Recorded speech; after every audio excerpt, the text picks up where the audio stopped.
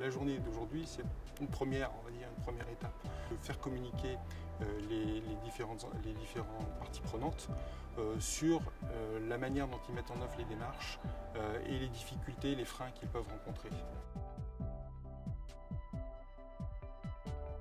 Le premier enjeu, qui est, on va dire, l'enjeu historique, est celui lié aux substances dangereuses, qui est maintenant, on va dire, très bien traité par nos équipes et par les équipes industrielles. Un enjeu lié à l'énergie. Et puis le troisième enjeu, c'est celui de la pollution et de la fin de vie des matériels.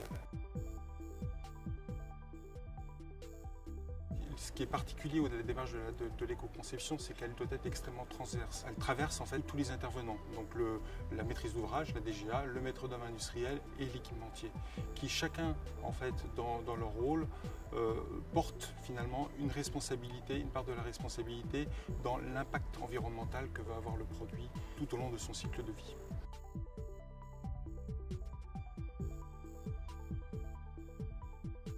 Le Chalon Multimission est un exemple d'opération d'armement qui a été conduite avec un souci environnemental dès le départ. Et le souci est venu de l'état-major de la marine qui souhaitait limiter les impacts en termes de pollution, en termes de bruit.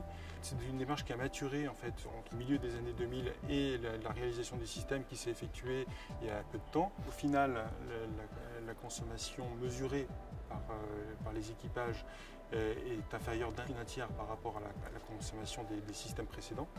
Et par ailleurs, les opérationnels en fait, sont extrêmement satisfaits du produit puisque les plongeurs qui utilisent ces chalands peuvent opérer dans des conditions de bruit beaucoup plus satisfaisantes que la précédente génération de bâtiments. L'éco-conception est une démarche qui peut paraître abstraite au départ, et qui est effectivement peut-être difficile à appréhender, mais effectivement le grand succès de cette démarche, c'est que lorsqu'on arrive à des systèmes concrets et qu'on arrive à répondre à des besoins.